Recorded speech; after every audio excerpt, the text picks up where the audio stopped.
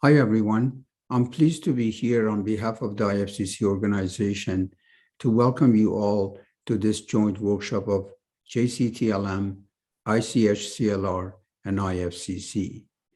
The workshop will be focused on overcoming challenges to global standardization of clinical lab testing, particularly in areas of reference materials and regulations.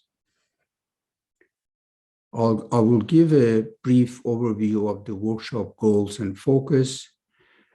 We'll just briefly remark on the importance and value of standardization, and then give a quick overview of the global role of IFCC in this area for many decades and the recent progress made by our scientific division.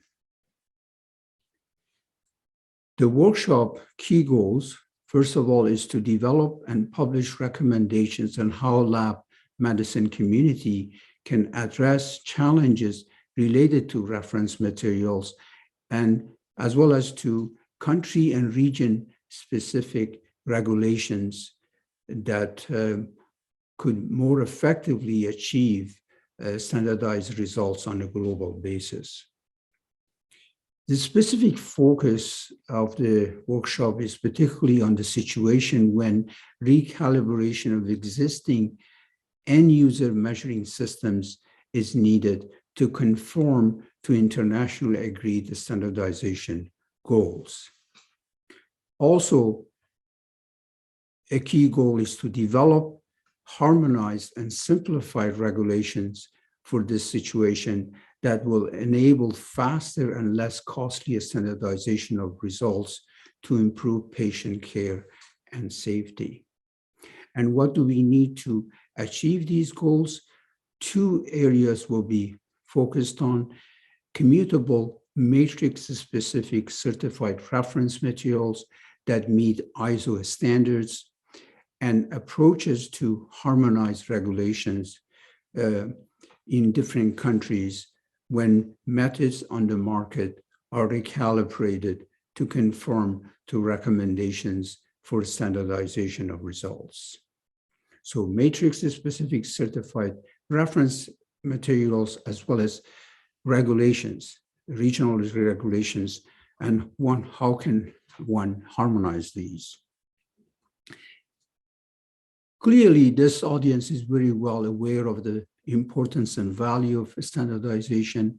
Lack of standardization between reference values, reference methods, and materials can lead to significant issues, including poor consistency between methods and materials, poor agreement on values obtained and or units used, difficulties in interpretation and use in patient care, all of which can compromise patient care and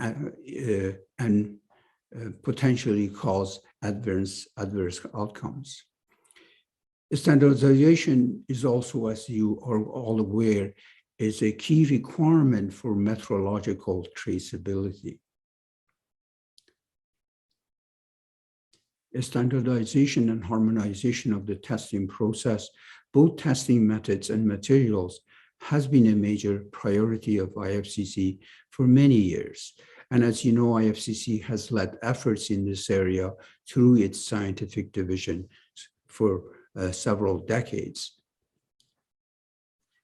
At the global level, IFCC has formed major partnerships with a number of organizations such as National Metrology Institutes, reference laboratories, academic laboratories, clinical laboratories, as well as other stakeholders such as in vitro diagnostic industry, health regulators and agencies, clinical organizations, clinical scientific organizations and societies, as well as patients and patient associations, in order to contribute and to improve the standardization and to create a global movement of these structures, professional structures, with the same standardization goals. This is a diagram prepared by Professor Philip Guillory, who is the chair of the scientific division, recently published in Clinical Chem Acta.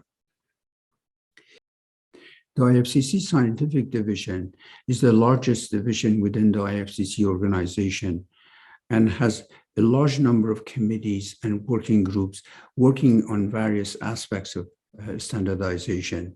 This is chaired by Professor Guillory, and we have currently several active projects in many areas. IFCC has made significant progress in this area of standardization over the past few decades. Some notable examples are hemoglobin A1C, CDT, and a number of others that are currently in progress.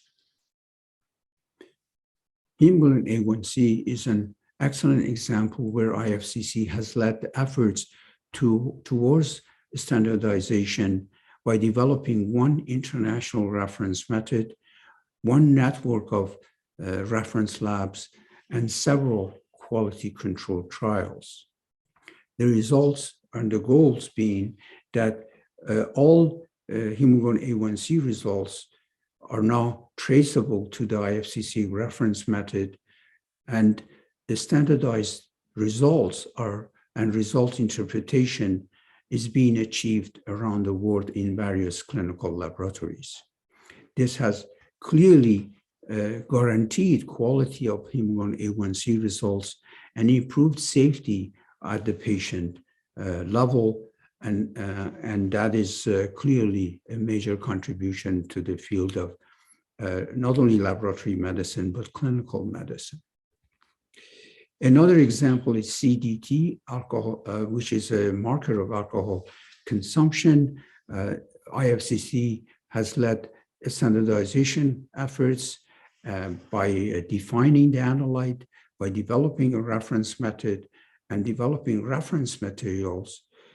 The goals being that results are expressed in CDT IFCC units, and the upper limit of CDT have been defined both for clinical application as well as for forensic application.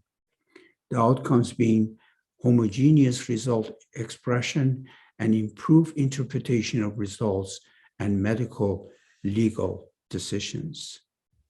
Another example is HbA2, which is an important marker for screening and diagnosis of thalassemia.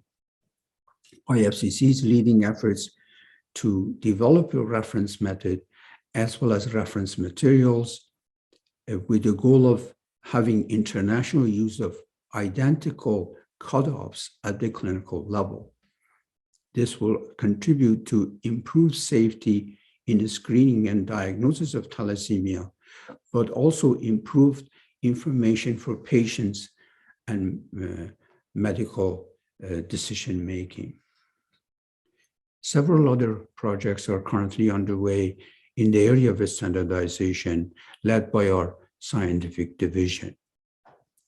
We are working closely with JCTLM and ICH-CLR and increasing collaboration with IVD manufacturers, which is really critical to enhance focus on the need for standardization or harmonization.